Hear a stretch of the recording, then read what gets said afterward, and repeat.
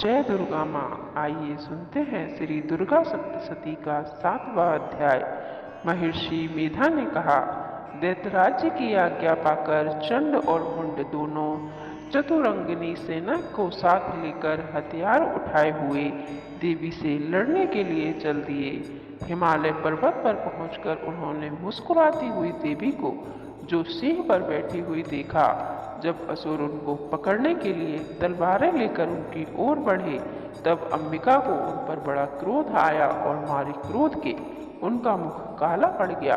उनकी भ्रुकुटियां चढ़ गईं और उनके ललाट में से अत्यंत भयंकर तथा अत्यंत विस्तृत मुख वाली लाल आंखों वाली काली प्रकट हुई, जो कि अपने हाथों में तलवार और पाश लिए हुई थी। वह विचित्र खड्ग धारण किए हुए तथा चीते के चर्म की साड़ी एवं नरमुंडों की माला पहन रखी थी। उनका मांस सूखा हुआ था और शरीर केवल हड्डियों का ढांचा था, जो भयंकर शब्द से दसों दिशाओं को पूर्ण कर रही थी। वह असुर सेना पर टूट पड़ी और दैत्यों को भक्षण करने लगी। वह वशवर रक्षकों, अंकुशधारी महावतों, हाथियों पर सवार योद्धाओं को और घंटा सहित हाथियों को एक एक से पकड़कर अपने मुख में डाल रही थी। और इसी प्रकार वह घोड़ों, रथों, सारथियों व रथों में बैठे हुए सैनिकों को मुंह में डालकर भयंकर रूप से चबा रही थी। किसी के केश पकड़कर, किसी की गर्दन पकड़कर, पैरों से दबाकर और किसी को छाती से मसलकर मार रही थी। वह दैत्य के छोड़े हुए बड़े बड़े अस्त्र और शस्त्रों को मुंह में पकड़कर और क्रोध से भरकर उनको दांतों से पीस रही थी। उनके कई बड़े बड़े असुर भक्षण कर डाले, कितनों को रौद्र डाला और कितनी उसकी मार के मारे भाग गए। कितनों को उसने तलवार से मार डाला, कितनों को अपने दांतों से समाप्त कर दिया।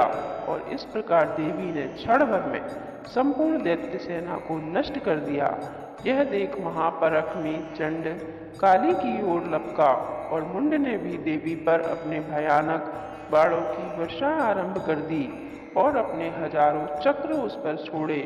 उस समय वह चमकते हुए बाण व चक्र देवी के मुख में प्रविष्ट हुए इस प्रकार दिख रहे थे, जैसे मानो सूर्य मेघों की घटा में प्रविष्ट हो रहे हों।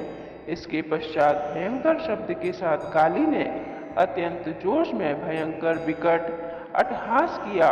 उसका भयंकर मुख देखा नहीं जाता था। उसके मुंह में श्वेत दांतों की पंक्ति चमक रही थी। फिर उसने तलवार हाथ में लेकर हुंकार शब्द कहकर चंड के ऊपर आक्रमण किया और उसके केश पकड़कर उसका सिर काटकर अलग कर दिया। चंड को मरा हुआ देखकर मुंड देवी की ओर लपका, परंतु देवी ने क्रोध में भरकर उसे अपनी तलवार से यमलोक पहुंचा दिया।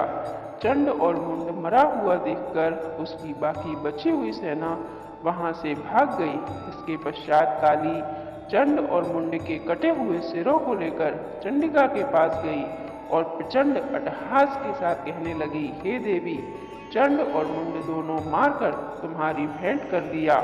अब शुंभ और निशुंभ का तुमको स्वयं वध करना है।